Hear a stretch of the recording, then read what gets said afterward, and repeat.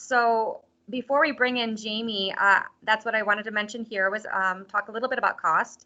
The total estimated cost is $5,375, which includes the program fee of $4,650 that covers tuition and fees, airfare, local transportation, accommodation, cultural events, and some meals.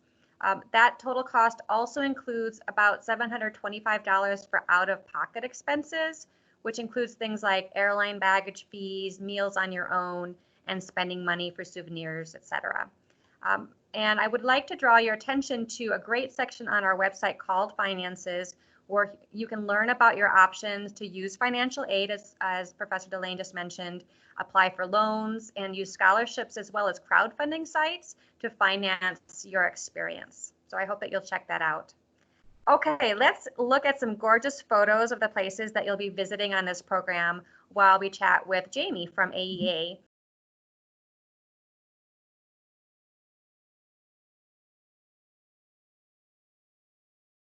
So we've actually been doing programs in Japan since about 2005 when the company started. And Sam, the company owner and director, actually created the company after he lived in Asia for many years, including in Japan. And he was just totally taken with, the region and really wanted to bring more people there. So that's actually where the company started. So we've been doing programs in Japan since then. We usually run about 3 to 4 programs to Japan every year. So we've done quite a few over the years. Then we have done probably about 4 or 5 programs over the years that were specifically focused on design and art and manga and things like that.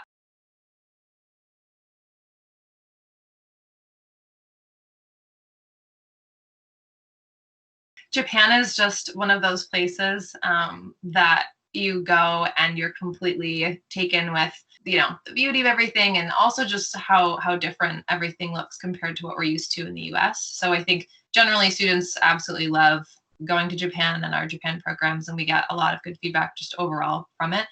It's also a very safe and welcoming country, so that's always really great too. In Tokyo, there's so much to do. I mean, it's just a gigantic city and there's so many amazing things to see, but one of the highlights we almost always include is a walking tour through Shinjuku, which I believe this is a picture of. It's a really famous area of the city. It's got that iconic Tokyo feeling that I think a lot of students hope to see, with neon lights and lots of karaoke and just so many people in one area. And it's also a really amazing place to see just fashion like you've never seen it.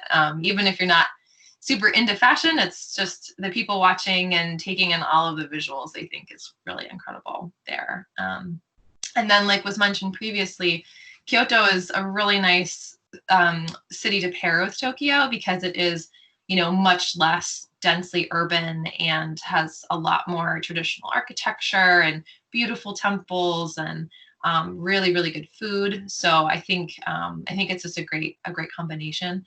And one of the highlights, there's a lot of things that students love there as well, but it's a great city to spend a night in a ryokan, which this program includes, which is a traditional Japanese style accommodation with tatami mats on the floor that are kind of like soft futon mattresses. And it's just really special. We have lots of really fun photos of students enjoying that a lot. So it's always a highlight.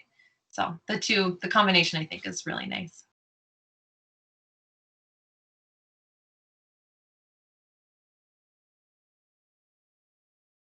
It's important to know that so Japan has a lot of people in a smaller area than the US, of course.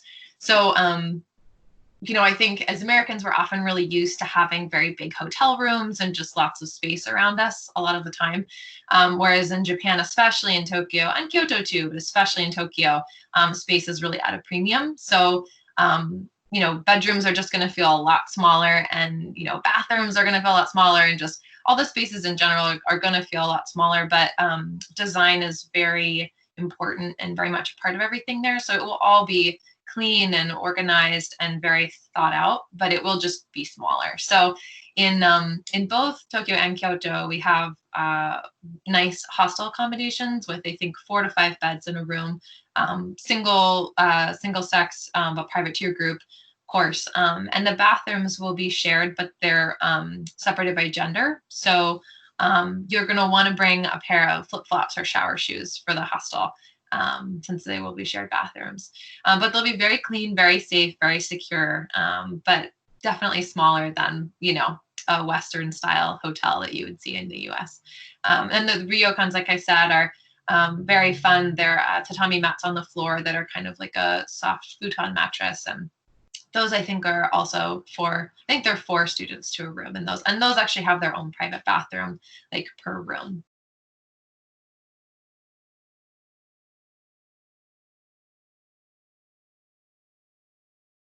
Yeah. So, first and foremost, they're there to provide support, health and safety support, keep everybody safe and, secure and all those things. But in addition to that, they're really there to help everybody feel a little less like a tourist and more connected to the culture and the people of Japan. Our local coordinators are just that. They're local to the city or the area where they're living and working. We will have a coordinator in Tokyo and a local coordinator in Kyoto. So they both have a lot of really specific knowledge to their city and to their home community. So they're a great resource for things like just learning ins and outs of Japanese culture. There's a lot of things that are really different there than are here. Small things and bigger things. Things like navigating public transportation. The public transportation in Tokyo is really something to behold. There are even if you just Google like a map of the Tokyo, public transit, it's mind-boggling just to look at it. So they're there to help navigate through all of that, and they'll be with the group a good amount of the time to actually go on the subway and the trains with you. Things like ordering food and things that maybe you shouldn't say or should say that we might not think of, things like that.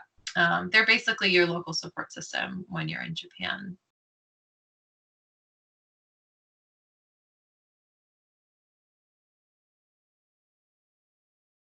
I have to say number 1 is the okonomiyaki. Mm. I know most people here in the States, they think of Japan and their mind immediately goes to sushi. But I'm not a fish person myself, so the sushi isn't as exciting to me. But okonomiyaki is very engaging and fun because in certain places they let you make it yourself. And there's a whole bunch of different types you can try, and it's just really tasty. So I'm excited about that. And I know Kyoto is kind of known for their okonomiyaki. All right. Well, thank you both so much, and all of you viewers for joining us. And I hope that you will learn more and apply by going to uwstout.edu/study abroad. Thanks.